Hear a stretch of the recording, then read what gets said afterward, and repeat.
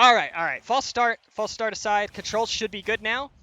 In we go. Now I'm interested to see that Shane is committing to the Brawler for this matchup. I think theoretically Rob would probably do better in this matchup, but Shane definitely has a lot of confidence in me, Brawler. Has thought that he is a really, really good underrated character long before the top players started thinking that that was a possibility, or at least being vocal about it. Mark and Sephiroth, best of friends? No, they hate each other. Marth is the villain of that game. All right, so we're definitely going to see a lot of runaway attempts by asddast and a lot of forced entrances through neutral by Shane. That's pretty much the name of the game here. You've got a fast, combo-heavy character like me, Brawler, and then you have a character like Olimar who wants to focus more on zoning. Now, Olimar does have strong up-close tools, but they're more focused around get-off-me tools and less about actively approaching. So I think that these games are mostly going to be decided by how well Shane can actually approach. And as you can see there, calling out the unsafe landing with the up smash. Very smart from Shane. That's a really good habit to call out that asddast does go for a lot. Even though he'll use Whistle in a lot of scenarios, he does also go for a lot of landings kind of similar to that where he's not really covering himself, especially if he's more focused on the Pikmin management off stage. And that'll establish a lead for Shane, which is scary for asddast. It means that he kind of can't focus as much on zoning and on the Pikmin management. He has to focus on taking Shane's stock out. Now he does have the purple and blue, which can be a deadly combination. White as well if he wants to build up more damage. That's probably not going to be super relevant here. But yeah, the problem is here. Okay, yeah, that's what I was going to say. Up smash, especially as an anti-air or an out-of-shield tool, and then rack up a bit more percent and then go for blue Pikmin grabs. Lord Nurgle, 1v1 me, no items, final destination. Yeah, okay, I can do that. No one wants to watch Olimar. Yeah. But that's what we have,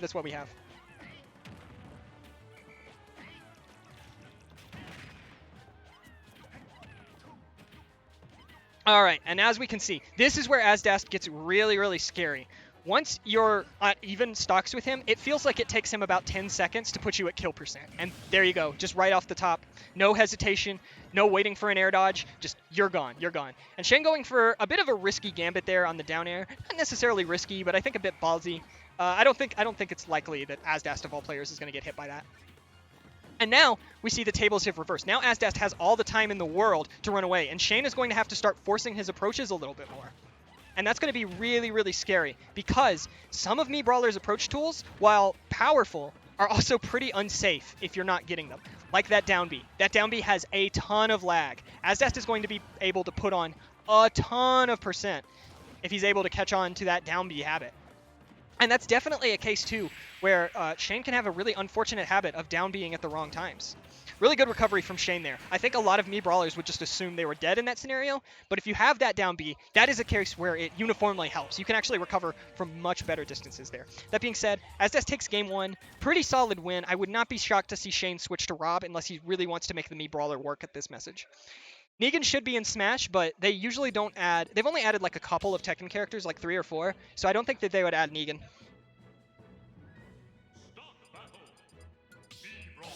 Alright, Shane committing to the me Brawler. I can understand why. I can definitely understand why. I think especially with some of the ways that these two players play, I understand the thought process even if I don't entirely agree.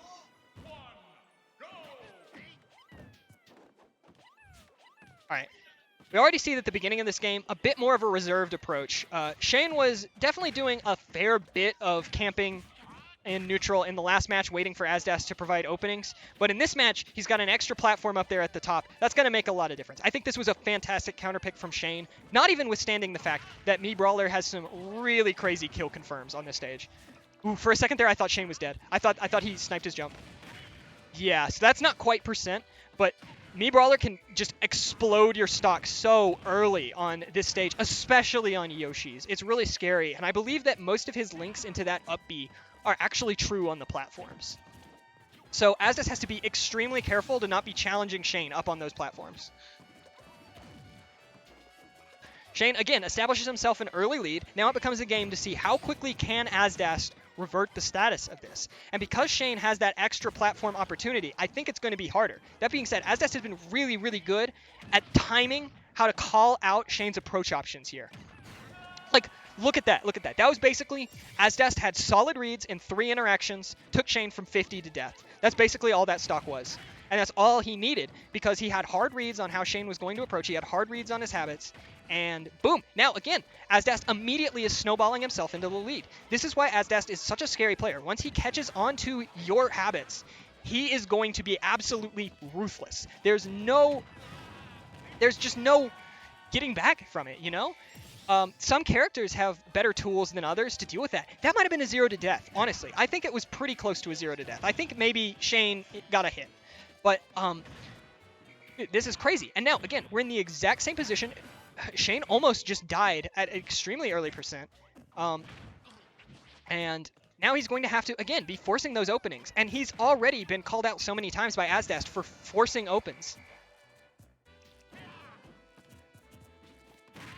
Really smart roll read there. Covered it just for the exact length of time to make asddast want to go for the roll. That's exactly what you have to do in those scenarios. Now we're seeing some pretty good ledge pressure. Shane's Mii Brawler in particular is really scary at ledge because he's really good at the coverage, he's really good at the reads, and then he'll just throw out the most insane options sometimes, and they'll just work because he has a download on your habits. All right. This is definitely more than doable for Shane. What Shane really wants right now is catch asddast lacking, grab asddast on the platform at like 50 or 60, boom. That's a game 3 scenario right there. asddast, on the other hand, is going to try everything in his power to not give that to Shane. That being said, I'm really liking what Shane's doing right here. He's covering ledge using a different combination of specials than we've seen before. And I think that's working pretty well against asddast right now. Because with the shot put, he's able to not only threaten asddast and Olimar, he's also able to threaten the Pikmin if asddast is trying to use them to get out of disadvantage. That said, it might be a little too late. asddast has the blue online. I'm positive that a grab at this percent would obliterate Shane. Like, unless... And he got the purple. Great Pikmin management from asddast there. And that'll be a 2-0 from asddast. Well fought from Shane, but yeah. Just asddast. asddast got the download. Both games, he went down a little bit, came back, destroyed the deficit. And that'll be asddast, I believe, as our first qualifier to the winner's